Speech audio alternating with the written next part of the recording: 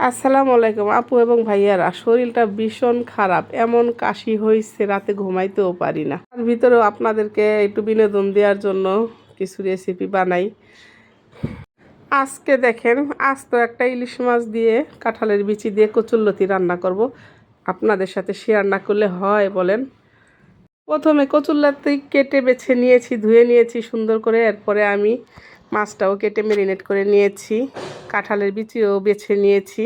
এখন আমি কড়াইতে আধা কাপ পরিমাণ তেল দিয়ে পেঁয়াজ কুচি দিলাম, মরিচ কুচি দিলাম, দিয়ে দিলাম জিরা, পেঁয়াজ আর আদা রসুন পেস্ট একসাথে করেছিলাম, আর একটু মরিচের গুঁড়া, একটু হলুদের গুঁড়া, একটু ধনিয়া গুঁড়া, একটু জিরার গুঁড়া, এগুলো সব কিছু দিয়ে আমি তেলের সাথে ভালোভাবে কষিয়ে নেব।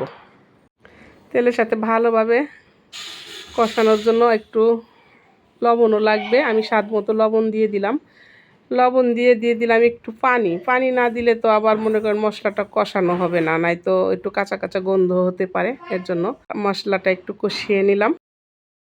এখন দিয়ে দিলাম কাঁঠালের বিচি। কাঁঠালের বিচি তো একটু শক্ত, এর জন্য আগে দিয়ে দিলাম। এখন দিয়ে দিলাম মাছ। দেখেন, আস্ত একটা ইলিশ মাছ। মাছগুলো ছোট হলে কী হবে, মাছগুলো কিন্তু অনেক ঘ্রাণ, অনেক মজা। এখন একটু সিদ্ধ করে নেব।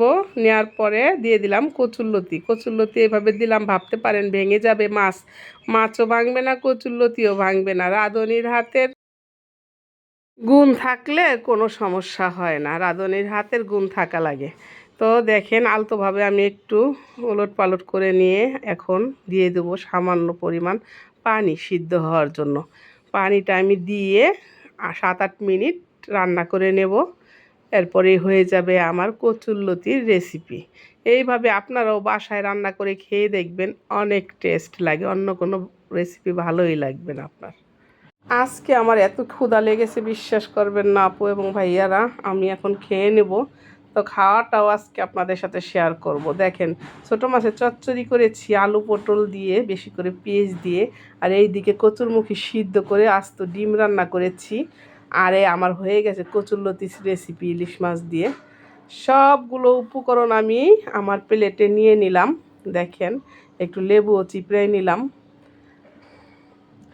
এইভাবে আপনারাও বাসায় ট্রাই করে দেখবেন কচুরলতির রেসিপিটা। দেখেন, আমার কাঁঠালের বিচিটাও কত সুন্দর সিদ্ধ হয়ে গেছে। এত মজা লাগতেছে, বিশ্বাস করবেন না আপু এবং ভাইয়ারা, মনে হইতেছে অমৃত খাইতেছি। কি যে টেস্ট! গরিবের খানাই বেশি মজা, বুঝছেন?